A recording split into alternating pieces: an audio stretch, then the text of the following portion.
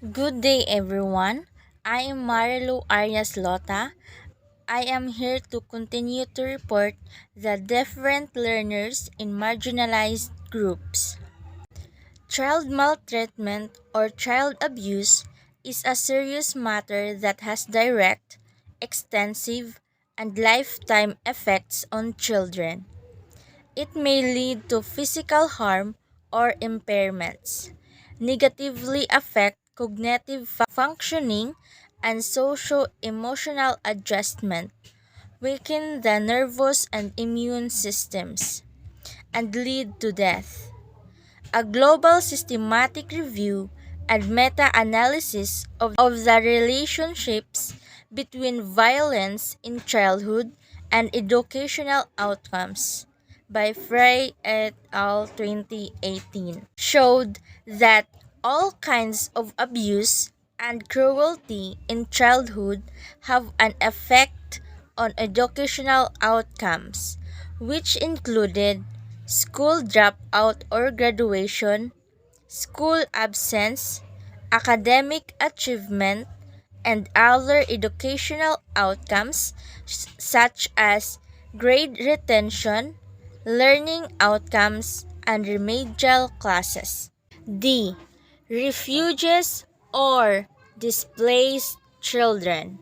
The United Nations High Commissioner for Refugees or UNHCR defines refugee as someone who has been forced to flee his or her country because of persecution, war, or violence. A refugee has a well founded fear of persecution for reasons of race, religion, nationality, political opinion, or membership in a particular social group. Most likely, they cannot return home or are afraid to do so. War and ethnic, tribal, and religious violence are leading causes of refugees fleeing their countries. An internally displaced person or IDP is someone who has been forced to flee their home but never cross an international border. These individuals seek safety anywhere they can find it in nearby towns, schools, settlements, internal camps, even forests and fields.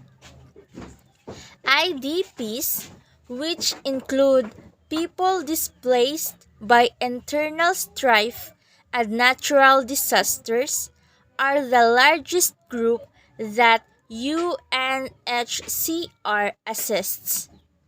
Unlike refugees, IDPs are not protected by international law or eligible to receive many types of aid because they are legally under the protection of their own government.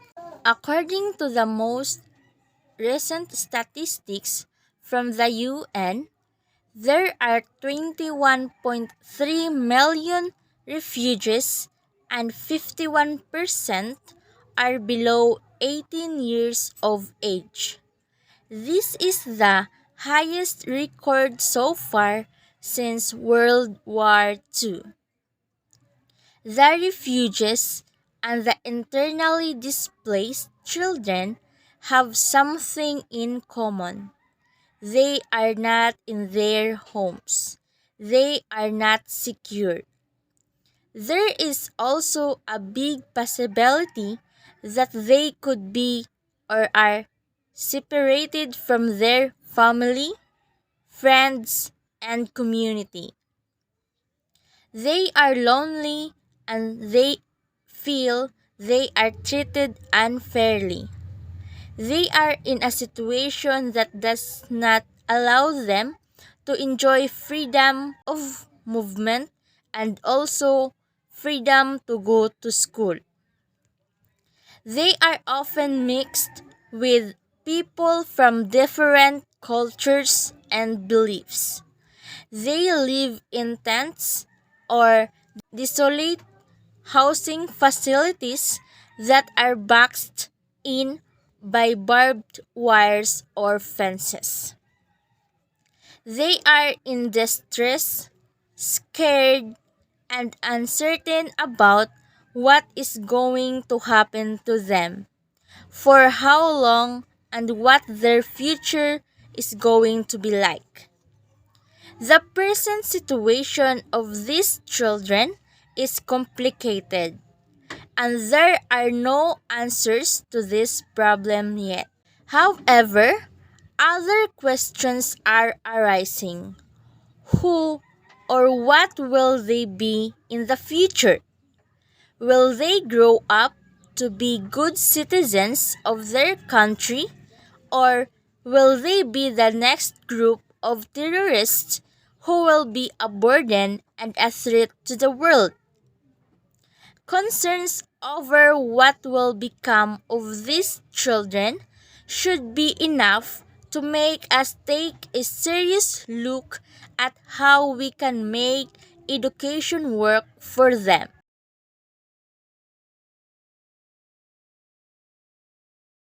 By Cardarelli, 2018. The Declaration of Human Rights and the Convention of Child's Rights emphasize that education is the right of every person, every child. This means that education policies are in place. The 2030 United Nations Agenda for Sustainable Development considers education as essential to the advancement of humankind. It is clearly stated that UN Sustainable Development Goal number 4, which calls for ensuring inclusive and quality education for all and promoting lifelong learning. Its specific objects include ensuring that all girls and boys have access to quality early childhood development, care, and pre-primary education so that they are ready for primary education. Eliminating gender disparities in education and ensuring equal access to all levels of education and vocational training for the vulnerable, including persons with disabilities, indigenous peoples, and children in vulnerable situations by 2030. UN SDG 2015. Despite all this, in the resettlement areas or places, these children are confined to food and shelter, are given priority over education. Aside from the lack of resources, there are other complications that are hindrances to the quality of education given to these children. First, countries that host them are unable to protect refugee rights to education simply because they themselves have a distended system of education and vulnerable government and economic institutions.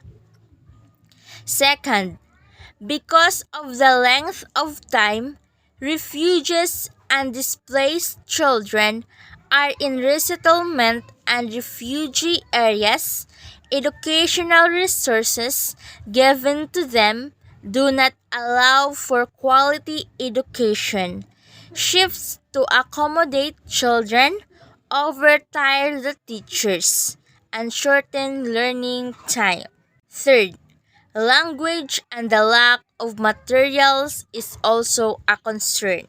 Fourth, that children who have been exposed to war and violence demonstrate signs of psychosocial problems that are not addressed by Cardarelli 2018. Next, letter E. Children in conflict zones.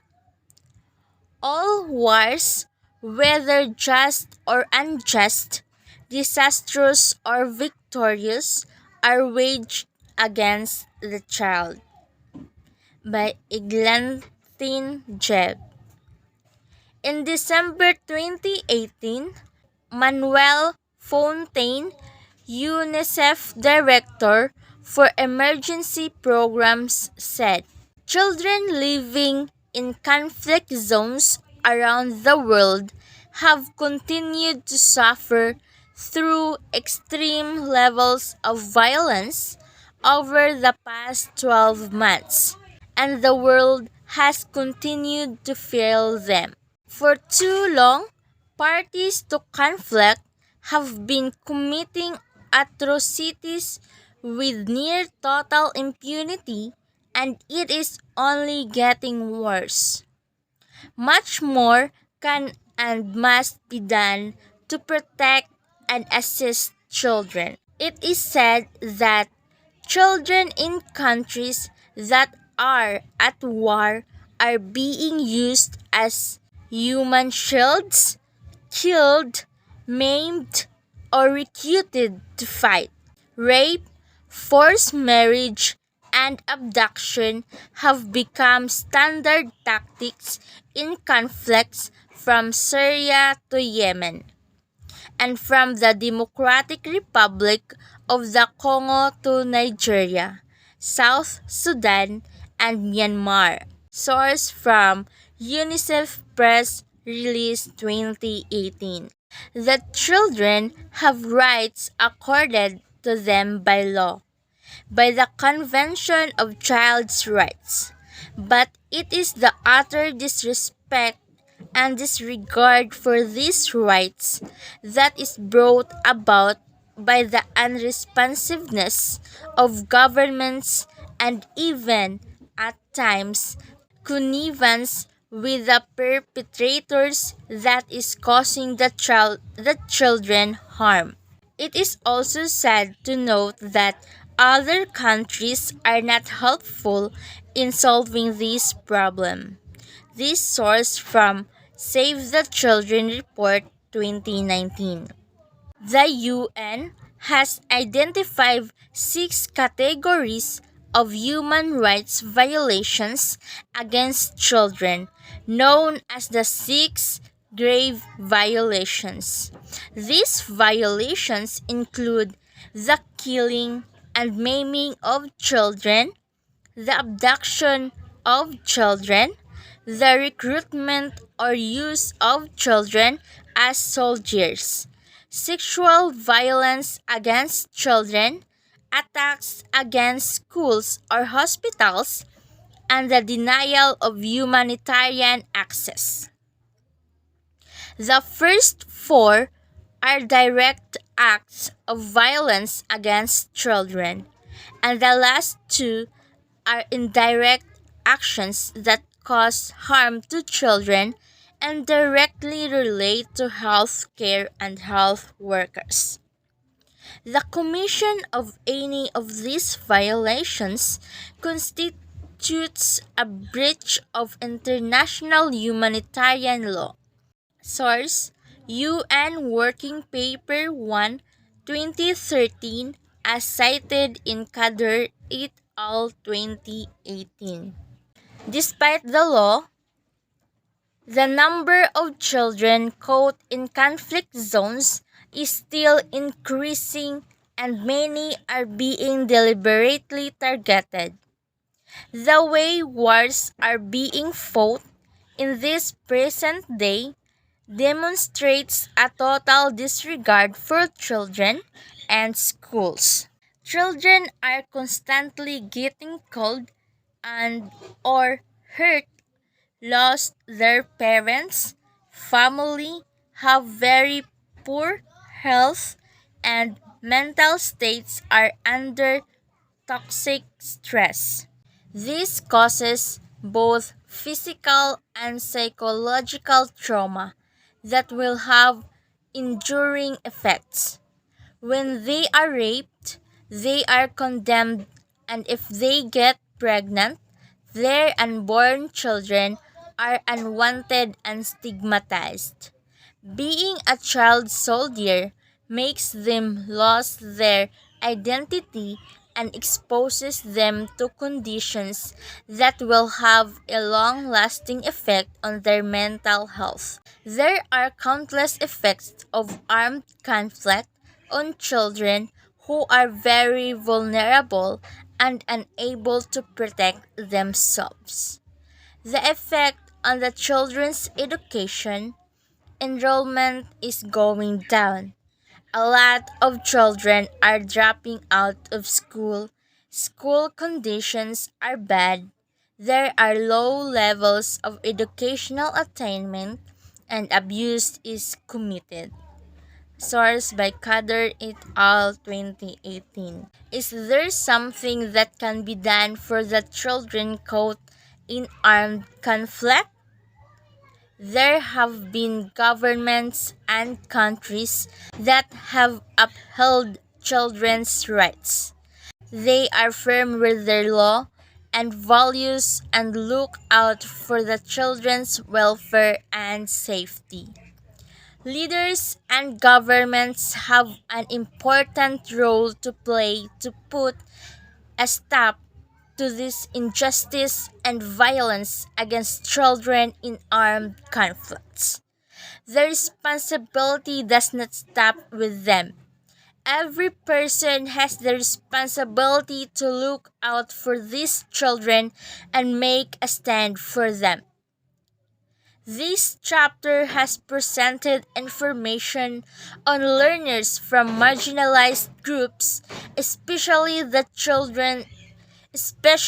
child laborers, indigenous peoples, abused children, refugees, and children in conflict zones.